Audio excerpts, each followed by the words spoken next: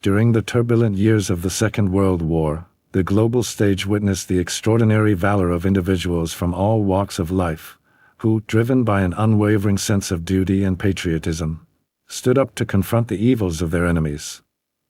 However, there were many other unsung heroes whose lives had been unremarkable before the war but who were thrust into the heart of the deadliest conflict the world had ever known.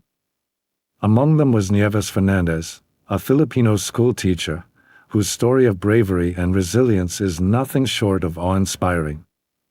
As the war clouds loomed over the Philippine Islands, Neves Fernandez had been leading an ordinary life, running her wholesale business and imparting knowledge to her students in the classroom.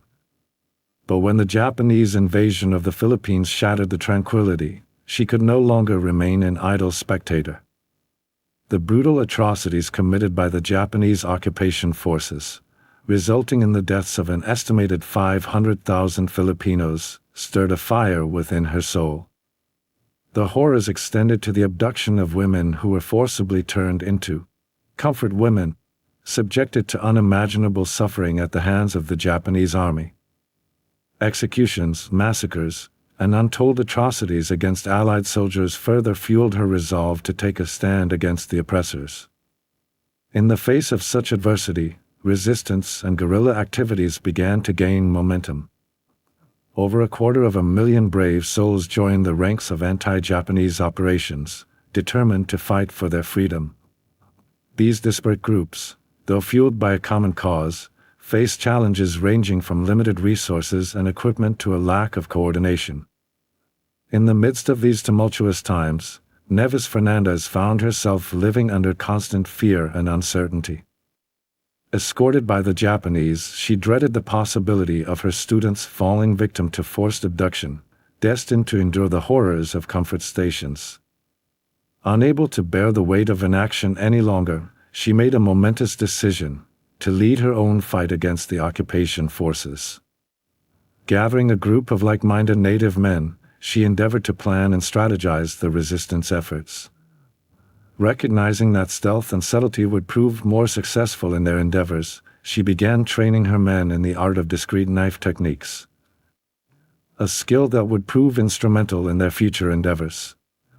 In their quest for self-defense, they ingeniously fashioned makeshift weapons, including shotguns cobbled together from gas pipes, filled with gunpowder and rusty nails, as well as handmade grenades. Such was the indomitable spirit of Neves Fernandez that she carved a unique niche for herself as the only female guerrilla commander in the Philippines, a title that would be etched in the annals of history. In the heat of battle, Neves Fernandez demonstrated exceptional marksmanship and prowess as a biolo fighter, skillfully wielding her biolo knife, a tool typically used for clearing dense vegetation. With unmatched precision and a lethal technique, she became a silent assassin, clad in black attire and fighting barefoot to mask her presence.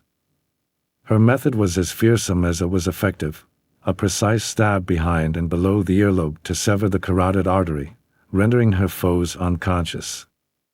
A quick twist of the blade ensured that her victims could neither gasp for air nor cry out for help, their struggles often silenced before they even knew their fate. Such was the impact of her relentless attacks that the Japanese forces found themselves bewildered and fearful of the elusive assailant responsible for these killings in the unforgiving jungle. Eventually, their investigations unveiled the true identity of their nemesis, Neves Fernandez, a woman leading a determined group of resistance fighters against their occupation.